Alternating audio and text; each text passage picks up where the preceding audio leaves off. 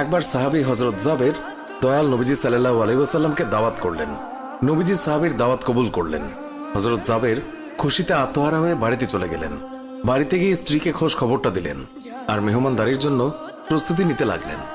বড় ছেলে আব্দুল্লাহকে নিয়ে খাসি জবাই করে অন্য কাজে যখন হযরত জাবের ঘর থেকে বাইরে গেলেন, ইতিমধ্যেই হযরত জাবেরের ছোট ছেলে ঘুম থেকে উঠে খাসি তালাশ করতে লাগলো। বড় ভাই তাকে জানায় খাসিটিকে জবাই করা হয়েছে। ছোট ভাই বায়না ধরলো, খাসি কিভাবে জবাই করে আমাকে তা দেখাও। অগত্যা বড় ভাই ছুরি হাতে করে ঘরের পেছনে গিয়ে বলল, এখানে জবাই করা হয়েছে। ছোট ভাই জানতে চাইল কিভাবে। বর্ণনা করে বোঝাতে না পেরে অবশেষে বড় ভাই বলল, তাহলে তুমি মাটিতে শুয়ে পড়ো, আমি তোমাকে দেখাই।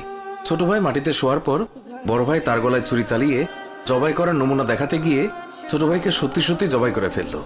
বড় ভাই যখন দেখলো ছোট ভাইয়ের গলা থেকে রক্ত গড়িয়ে পড়ছে, সে ছটফট করতে করতে একসময় নিস্তেজ হয়ে গেছে। তখন বুঝলো ব্যাপারটি কি ঘটেছে। আতঙ্কিত হয়ে সে নিকটবর্তী খেজুর গাছের চূড়ায় উঠে আত্মগোপন করে রইল। এদিকে হযরত জাবের পুত্রদের খোঁজে বাড়ির পেছনে এসে ছোট ছেলের অবস্থা দেখে থমকে গেলেন।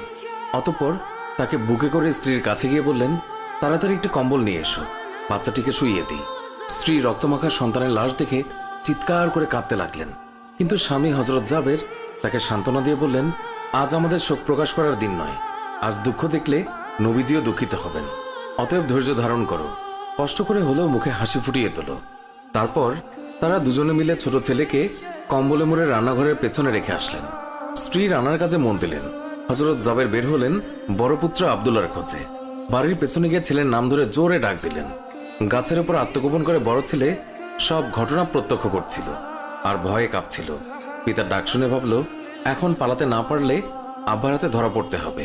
ধরা পড়লে আর রক্ষা থাকবে না। পালানোর উদ্দেশ্যে গাছ থেকে লাফিয়ে পড়ে আঘাতপ্রাপ্ত হয়ে সেও মৃত্যুর কোলে ঢলে পড়ল। পিতা কাছে গিয়ে দেখেন আব্দুল্লাহর দেহে প্রাণের স্পন্দন নেই।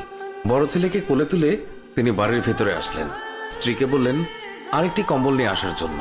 বড় ছেলের এই অবস্থা দেখে দরদিমা পুনরায় আর্তনাদ করে উঠলেন।